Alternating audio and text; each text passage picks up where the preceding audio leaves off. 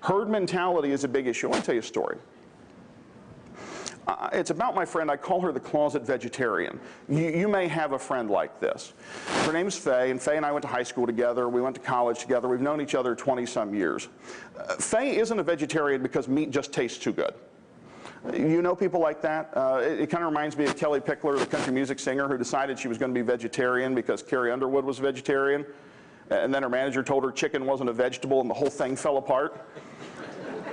Faye, my closet vegetarian friend, knows that meat is really good for her. She likes the way it tastes. She likes protein. She's very fit and very fitness oriented. But she's always been just a little squishy about how meat comes from my farm to her plate. It's all that stuff in between, right? Think about what you do for a living and think about all the stuff that happens in between, what consumers think happens and what really happens. They're fairly far apart, right? In most instances. It's that squishy zone that kind of gets us in trouble. So here's my story about Faye. Faye, my friend, the closet vegetarian, had been to our farm many, many times when we were growing up, and I had told her many, many times that it was perfectly okay for us to raise animals and then later for those animals to end up in our freezer to feed us through the course of the winter. It was perfectly okay that my 4-H steer had a name.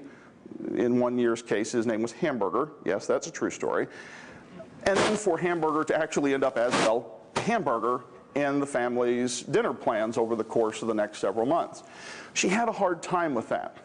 And then one day, Faye called me out of the blue. She's very excited, almost breathless with excitement. And she says, Andy, did you watch Oprah today? Any guesses in the room what my answer was to that question? As it turns out, I am not a loyal Oprah watcher and haven't been a huge fan over the years for a variety of reasons. But suffice it to say, Oprah is the most powerful woman in media and has been for 100 years, right? Basically since Marconi invented the radio. Oprah's been at the top of the game, or at least so it feels.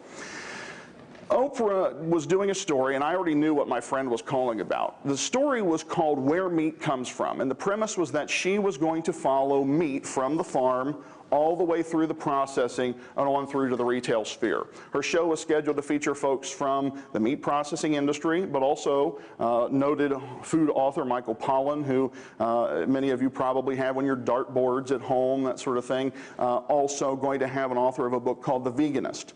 Now, if I told you that premise up front, how many of us would assume Oprah was going to do a fair and balanced piece about where meat comes from? You can raise your hands. Right, none of us assumed that it would be a fair and balanced piece, right? With Michael Pollan and an author of a book called The Veganist on the panel, and given that it was Oprah, you might be safe in assuming that it was going to be slanted away from food animal production and more toward the agendas that folks like Pollan and others tend to advance, some of the more divisive agendas, let's say, right?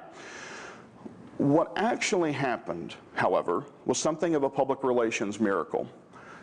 Cargill, and I don't know if we have any Cargill folks in the room, but Cargill did one of the bravest things I think I have seen an agribusiness giant do maybe ever. Cargill opened their doors to Oprah's camera crew and said, come to our Fort Collins meat processing plant and see what we do every day for a living.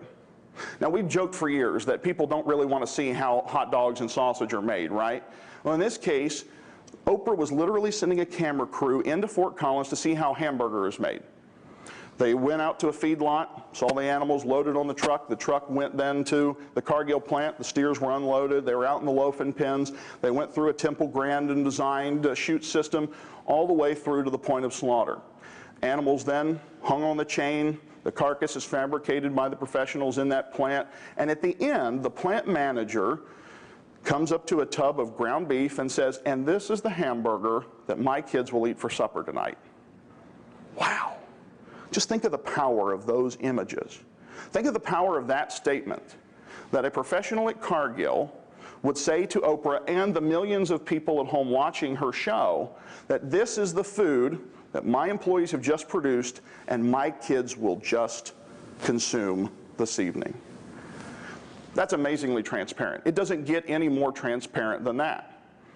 My friend Faye, the closet vegetarian, who for 20 years had been listening to me say much the same thing, that it's all good, we care for our animals, the process is humane, you should feel comfortable with where your food comes from, was suddenly convinced.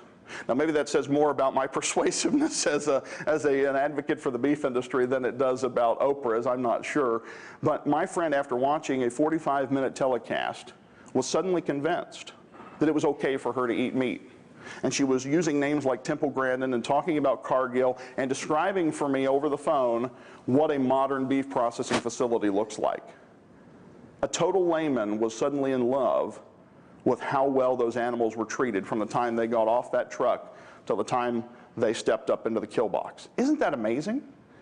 It really changed my perspective on what we do in this industry and the importance of transparency in agriculture and transparency in any segment of industry.